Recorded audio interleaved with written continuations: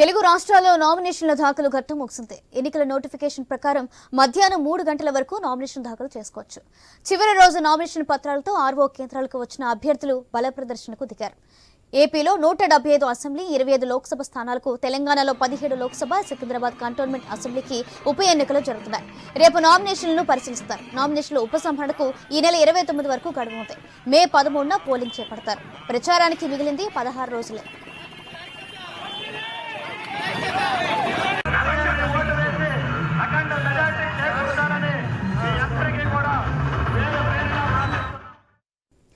తెలుగు రాష్ట్రాల్లో నామినేషన్ల దాఖలు ఘట్టం ముగిసింది.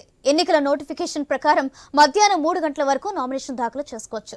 చివరి రోజు నామినేషన్ పత్రాలతో ఆర్ఓ కేంద్రాలకు వచ్చిన అభ్యర్థులు బల ప్రదర్శనకు దిగారు. ఏపీలో 175 అసెంబ్లీ, 25 లోక్సభ స్థానాలకు, తెలంగాణలో 17 లోక్సభ, సికింద్రాబాద్ కంటోన్మెంట్ అసెంబ్లీకి ఉప ఎన్నికలు జరుగుతున్నాయి. రేపు నామినేషన్లు పరిశీలిస్తారు. నామినేషన్ల ఉపసంహరణకు ఈ నెల 29 వరకు గడువు ఉంది. మే 13న పోలింగ్ చేపడతారు. ప్రచారానికి మిగిలింది 16 రోజులు మాత్రమే. రేటు ఇదే అంశానికి సంబంధించి మరింత సమాచారం మా ప్రతినిధి హరీష్ లైవ్ ద్వారా అందిస్తారు. హరీష్,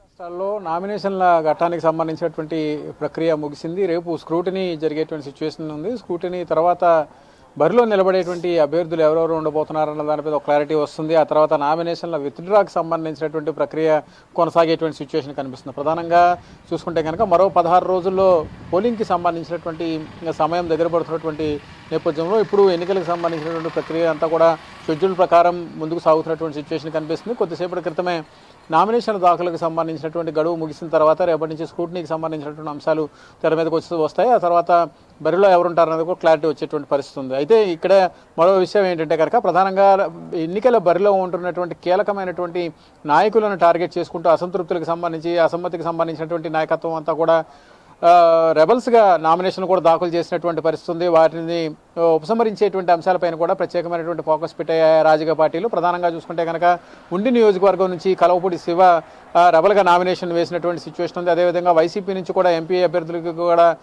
రెబల్గా నామినేషన్ వేస్తున్నటువంటి సిచ్యువేషన్ కనిపిస్తుంది. ఇంకోవైపు చూసుకుంటే కనుక ఎన్నికల బరిలో నిలబడుతున్నటువంటి పార్టీలకి కొంతవరకు కూడా సింబల్స్కి సంబంధించినటువంటి ఇబ్బందులు కూడా తలెత్తున్నటువంటి సిచ్యువేషన్ కనిపిస్తుంది. జనసేన పోటీ చేస్తున్నటువంటి 21 నియోజకవర్గాలకు సంబంధించినటువంటి బరిలో బకెట్ గుర్తుకు సంబంధించినటువంటి గుర్తును కేటాయించేటువంటి అభ్యర్థులు బరిలో దిగుతున్నటువంటి సిచ్యువేషన్ కనిపిస్తుంది. అదేవిధంగా పవన్ కళ్యాణ్కి సంబంధించినటువంటి పేరుతోనే బరిలో దిగుతున్నటువంటి అభ్యర్థులు కూడా కొంతమంది ఉన్నారు. 21 మంది జనసేన నుంచి ఎవరైతే బరిలో దిగుతున్నారో అదే పేర్లతో పూర్తిగా బరిలో దిగేటువంటి పరిస్థితి కనిపిస్తుంది. కొణిదెల పవన్ కళ్యాణ్ పేరుతో, కే పవన్ కళ్యాణ్ అనేటువంటి పేరుతో కొంతమంది అభ్యర్థులు బరిలో దింపినటువంటి పరిస్థితి కనిపిస్తుంది. అవరంగ కాంగ్రెస్ పార్టీకి సంబంధించినటువంటి నాయకులు కొంతమంది అదే పేరుతో అభ్యర్థులను బరిలో దింపుతున్నటువంటి పరిస్థితి. తెనాల్లో నాదెండ్ల మనోహర్ బరిలో దిగుతున్నారు. అక్కడ కూడా ఎన్ మనోహర్ అనేటువంటి పేరుతో బరిలో దిగటం, అక్కడ బకెట్ గుర్తుని తీసుకునేటువంటి ప్రయత్నం జరిగింది. దీంతో కొంతవరకు కూడా గందరగోళమైనటువంటి పరిస్థితులు వస్తున్నాయి. ఆయా పార్టీలకు కొంతవరకు కూడా ఇబ్బందికరమైనటువంటి సిచ్యువేషన్ కనిపిస్తున్నటువంటి పరిస్థితి కనిపిస్తుంది. ఇలా రకరకాలుగా ఎన్నికల్లో పోటీ చేసేటువంటి అభ్యర్థులకు సంబంధించినటువంటి అంశాలపైన, ఎన్నికల్లో పోటీ చేసే బరిలో దిగుతున్నటువంటి క్యాండిడేట్స్ అదే పేరులో దిగటం, లేదంటే అదే గుర్తుని పోలి ఉన్నటువంటి గుర్తుతో మరో గుర్తుని తీసుకునేటువంటి ప్రయత్నం చేయడం, దీనివల్ల కొంతవరకు కన్ఫ్యూజన్ క్రియేట్ చేసేటువంటి ప్రయత్నం చేయడానికి కూడా అవకాశం ఉంటుందన్నటువంటి ఒక అభిప్రాయం వ్యక్తమవుతుంది. దీంతో ఈ అంశం ఎలాంటి పరిణామాలకు దారితీస్తుంది, రాబోయేటువంటి రోజుల్లో ఈ వ్యవహారం ఈ ఒకే గుర్తులో పెద్దగా వ్యత్యాసం లేకపోవడం, అదేవిధంగా పేరులో పెద్దగా వ్యత్యాసం లేకపోయినటువంటి పరిస్థితులు కూడా కొంతవరకు ఆసక్తిగా మారినటువంటి పరిస్థితి కనిపిస్తుంది. Soujanya. Right, thank you Harish.